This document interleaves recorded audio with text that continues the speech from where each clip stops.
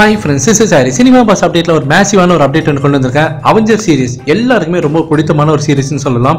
So அதோடைய latest part வந்து பார்த்தீங்கன்னாக்கா இப்போ ரிலீஸ் ஆக போகுது என் கேம் படம்.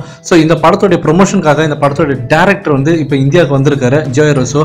அவர் வந்து சூப்பரான விஷயம் ஒன்று சொல்லியிருந்தாரு. என்னன்னாக்கா 2015 ரிலீஸ் ஆன அவெஞ்சர்ஸ் ஏஜ் ஆஃப் அல்ட்ரான் இந்த படத்தோட கிளைமேக்ஸ் வந்து நம்ம ரஜினி சாரோட எந்திரன் படத்தோடைய அந்த கிளைமேக்ஸை இன்ஸ்பைர் பண்ணி எடுக்கப்பட்ட ஒரு படம் தான் இது அப்படின்னு சொல்லி தெரிவிக்க விட்டுருக்காரு. என்னன்னா எந்திரன் படத்துல அந்த ரஜினி சாருக்கு எல்லா ரோபோட்ஸும் சேர்ந்து ஒரு மிகப்பெரிய ஜெயின் சைஸ்ல வந்து உருவாக்குவாங்க. ஸோ அதை வந்து இன்ஸ்பயர் பண்ணி தான் நாங்கள் ஏஜ் ஆஃப் அல்ட்ரான்ல ஒரு கிளைமேக்ஸின் வச்சிருந்தோம், ஒரு ஆல்டர்னேட் கிளைமேக்ஸின் கூட சொல்லலாம். பட் ஆனால் டியூரேஷன் காரணமாக அந்த சீன்ஸ் எல்லாம் நாங்கள் டெலீட் பண்ணிட்டோம்.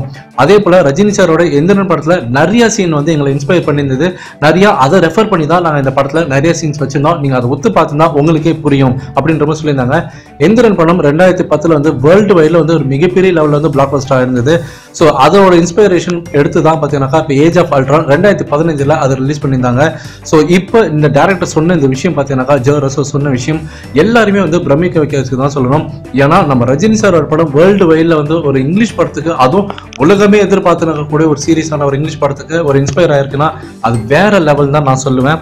அது மட்டும் இல்ல, அந்த இன்டர்வியூல இருந்து கேட்டிருந்தாங்க, இன்கேஸ் நீங்க இந்தியாவில் இருக்கிற ஸ்டார்ஸ் அந்த ஹீரோஸ் எல்லாம் வந்து உங்களோட படத்துக்கு வந்து ஒரு சூப்பர் கேரக்டர் கொடுக்கணும், ஒரு சூப்பர் ஹீரோ கேரக்டர் தருவீங்கன்னா யார் யாரெல்லாம் போடுவீங்க அப்படின்னு சொல்லும் போது அவர் என்ன சொன்னார்னாக்கா, சல்மான் கானா வந்து ஹல்க் கேரக்டருக்கு நான் எடுத்துப்பேன்.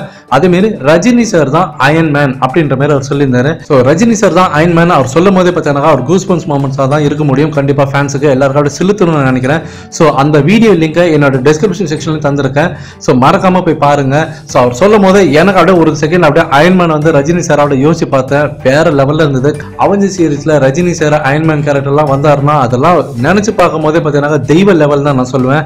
ஸோ ஃபேன்ஸ் நீங்க கீழே கமெண்ட் பண்ணுங்க.